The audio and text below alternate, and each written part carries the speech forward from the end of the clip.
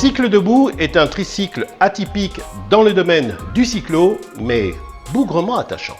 Le principe de fonctionnement est très simple. Le pilote pose ses deux pieds sur deux larges platines qui sont elles-mêmes fixées à deux bras oscillants. Puis, il prend le guidon, ce qui lui donne 3 points d'appui et donc une grande stabilité.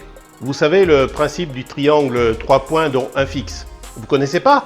Eh bien, demandez aux fabricants de remorques, ils vont vous expliquer, c'est de la physique. Et c'est là tout le génie de ce tricycle, si on peut l'appeler comme ça. La roue avant va servir de point d'appui et les deux roues arrière vont s'adapter suivant la route. Oui, parce que généralement, une route, c'est rarement plat, c'est bombé. Et ça vous permet donc de rester droit. Ceux qui utilisent des tricycles, ils savent parfaitement de quoi je parle. Mais vous allez pouvoir également le pencher pour zigzaguer tout en restant parfaitement stable. Comme la roue avant est électrique, évidemment, il suffit d'accélérer pour pouvoir avancer. De plus, Olivier Joux a fait homologuer son cycle debout, ce qui fait que vous pouvez l'utiliser, vous avez le même droit qu'un vélo, même si vous ne savez pas faire du vélo. Eh oui, parce que on se tient en équilibre très rapidement. Je ne sais pas ce que vous en pensez, mais je trouve cette idée vraiment géniale et j'espère que les Français vont l'adopter et que ça va pas être encore quelque chose qui va partir à l'étranger. Au niveau performance, le moteur avant développe 70 Nm, il est en 500 watts. Malgré les 500 watts, il est homologué EDP et donc autorisé sur la route, sur les voies cyclables, etc. Sa vitesse maximum sera de 25 km/h et en mode piéton, elle est de 6 km/h.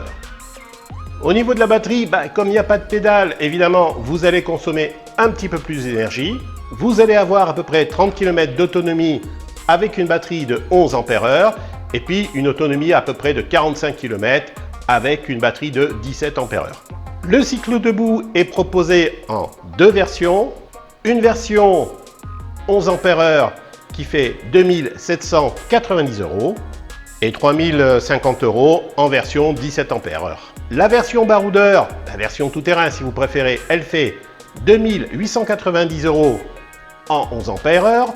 Ouais, je sais, souvent quand je parle, j'arrondis les ampères-heure, mais je vous l'affiche correctement en bas, ok.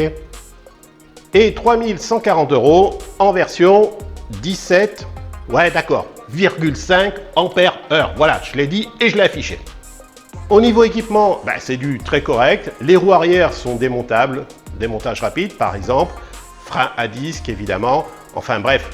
Il faut savoir également que c'est du Made in France, c'est fabriqué en France, en très petite quantité et sincèrement au niveau du prix, je trouve que il n'y a pas grand chose à dire quoi, c'est correct.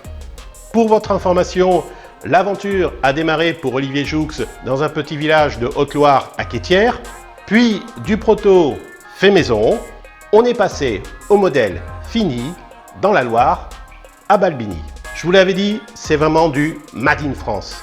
Vous pouvez l'acheter directement sur leur site et évidemment, et je ne peux que leur souhaiter un grand succès.